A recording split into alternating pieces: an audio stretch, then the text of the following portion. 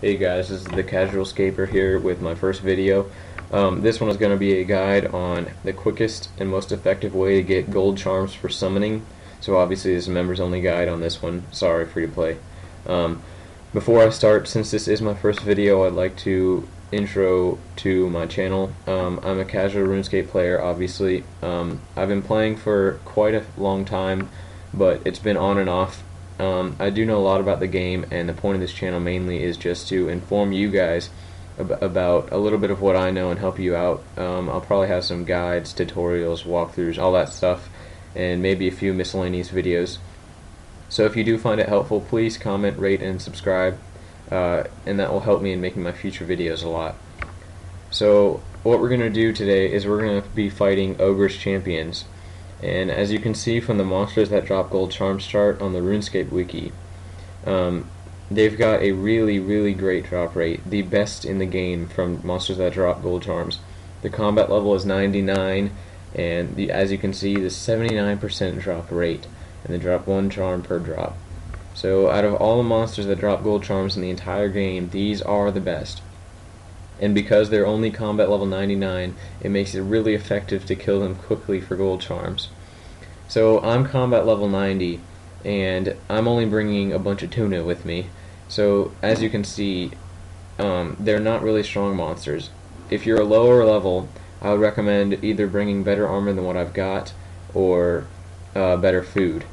As you can see, I'm not using the greatest setup. I sold my Bandos about a week ago. Unfortunately, it's rising like crazy now, but I was afraid about the combat beta that it would drop. But you can get all my gear, excluding my whip, for under 500k. So, you know, it's not that expensive. Just bring the best gear you can get, and depending on your combat level, good food, or, you know, average food, like I'm using tuna. So, right, let's get started. So where we're going to go is mobilizing armies. I'm going to teleport with the spirit tree, but you are welcome to use a games necklace if that's what you want to do. It's whichever, you know. Mobilizing armies is in the corner of the RuneScape map. So I'm going to take the spirit tree. You needed to have completed the one of the gnome quests in order to use it, but it's a really quick quest. And the spirit tree is a really helpful teleport, so you're welcome to complete that quest in order to use this. But if not, you can just buy Games Necklace off the Grand Exchange for a cheap price. So as you can see, there's a bank in mobilizing armies, and where we're going to be going for these Ogres champions is right near it. So if you would like to bank your big bone drops or your eucalyptus logs that you cut down in between spawns, you can run there and back fairly quickly. So that makes it really nice. So here's what we're going to be fighting, the Ogres champions. As I said, combat level 99. But they're really weak to slash, so anything with a good slash attack is nice. I'm using the Abyssal Whip, but if you can't afford one, you know, even something as easy as a Rune Scimitar or something like that will work great on these. So what you're going to do is you're just going to keep killing these things for your charms. Last night I came here for about an hour, and I earned 38 golds, 6 crimsons, 2 blues, and 2 greens in an hour. So if you think about that, that's more than a gold charm every 2 minutes. And for charms, that is a fantastic rate. And I'm only at combat level 90, so if your combat level is higher, you know, you're going to have even better rates than I am here. The downside to these is that they drop terrible other than the charms and the big bones. The only other thing they drop at all is an Ogre Club, which is only worth about 100 GP.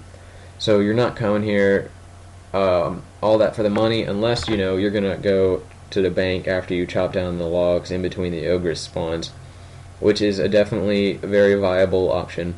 But what I prefer to do myself is chop down the logs and simply light them for fire making XP. But, you know, if you're looking for some extra cash on the side, that's a great way to do it since the bank is so close. As you can see, the Ogresses occasionally will attack you. They're only level 69, and occasionally they do drop charms. So that's another option for you if you wish to get a lot of charms instead of some money or extra fire making experience. you can choose to attack the Ogres champions, and then in between their spawns you can attack the Ogresses and the Ogres warriors. The warriors being combat 86 and the Ogresses being combat 69. Also keep in mind that as with the bonfire update, if you light a fire and then add 5 logs of the same type to it, you get a health bonus. Since I have 61 fire making, I can get a 7% health bonus, which is really substantial. So that's worth doing every time when you come here to get your charms, because that will help you out in using less food and lasting longer before you have to use the bank and get more.